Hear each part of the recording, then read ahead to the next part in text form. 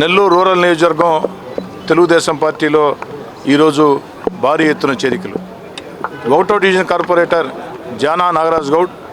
2వ division corporator Padineti Rammohan Yadav, అదేవిధంగా YSR Congress party cluster incharge మరియు 33వ division YSR Congress party incharge Meghanath Singh, జిల్లా YSR Congress party ST cell అధ్యక్షుడు పాలకీర్తి రవి, వారి మిత్రబృందం అంతా కూడా ఈరోజు పెద్ద ఎత్తున తెలుగుదేశం పార్టీలో చేరటం జరిగింది. చేరిన వారందరికీ కండువాలు కప్పి సాదరంగా పార్టీలోకి స్వాగతిస్తా ఉన్నాం. నెల్లూరు రూరల్ నియోజకవర్గంలో కష్టకాలంలో ఎవరైతే పనిచేశారో తెలుగుదేశం పార్టీ కార్యకర్తలు, నాయకులు,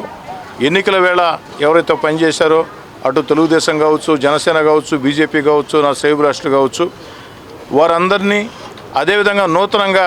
ఈరోజు పార్టీలో చేరుతున్న వీరందరినీ కలగలుపుకుని ముందుకు సాగుతామని, ఎక్కడా కూడా మొదటి నుంచి తెలుగుదేశం పార్టీలో పనిచేస్తున్న ఏ ఒక్క నాయకుడికి, ఏ ఒక్క కార్యకర్తకి అన్యాయం జరగదని, ప్రతి నాయకుడు కార్యకర్తని, కష్టకాలంలో పనిచేసిన ప్రతి నాయకుడు కార్యకర్త గౌరవాన్ని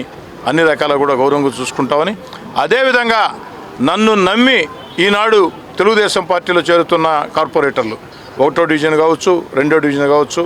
ఏదైతే జానా నాగరాజ్ గౌడ్, పడినేటి రామ్మోహన్ యాదవ్, అదేవిధంగా వైఎస్ఆర్ కాంగ్రెస్ పార్టీ సీనియర్ నాయకుడు క్లస్టర్ ఇన్ఛార్జ్ మేఘనాథ్ సింగ్, జిల్లా YSR Congress party ST cell అధ్యక్షుడు పాలకీర్తి రవి, నన్ను నమ్మి పార్టీలో చేరుతున్నటువంటి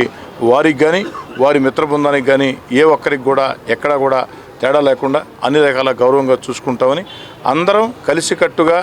ఒక్క తాటి మీద నడిచి గతంలో ఏ విధంగా నెల్లూరు రూరల్ నియోజకవర్గంలో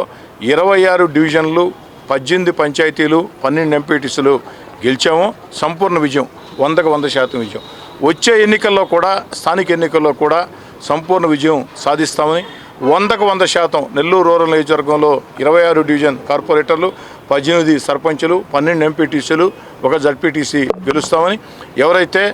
పార్టీలో నిజాయితీగా కష్టపడి పనిచేస్తారో వారందరినీ కూడా అన్ని రకాల ప్రోత్సహిస్తామని, ఏదైతే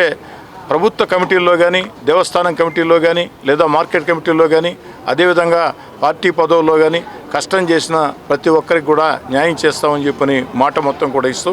అందరికీ నేను చెప్పేది ఒకటే, ఈరోజు రాష్ట్రబాబు నాయుడు గారు ఆర్థికంగా దివాళా తీసినటువంటి ఆంధ్రప్రదేశ్ని గాడిని పెట్టేందుకు అభివృద్ధి కార్యక్రమాలు, సంక్షేమ కార్యక్రమాలు రెండూ నడిపిస్తూ మన బిడ్డలకి ఉద్యోగాలు, అదేవిధంగా పోలవరం పూర్తి, అమరావతి రాజధాని, వీటన్నిటినీ సమర్థవంతంగా నడిపిస్తూ ఉన్నారు. ఈ పరిస్థితుల్లో మనం అందరం కూడా రాష్ట్రంలో చంద్రబాబు నాయుడు గారికి అండగా నిలవాల్సిన అవసరం ఉంది. ఆ దిశగా అందరూ ప్రయత్నం చేయాలని, మీ ప్రాంతాల్లో నిరంతరం ప్రజల్లో ఉండి ప్రజల కోసం పనిచేయాలని, ముఖ్యంగా గ్రామ నాయకులకి, డివిజన్ నాయకులకి నేను మనవి చేసేది ఒకటే, గ్రామాల్లో, డివిజన్లో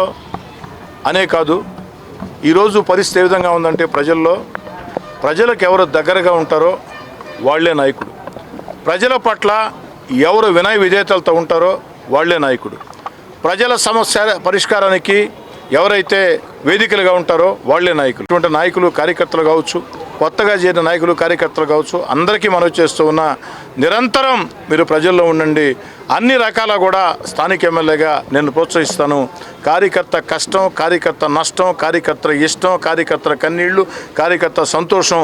నాకు తెలిసినంతగా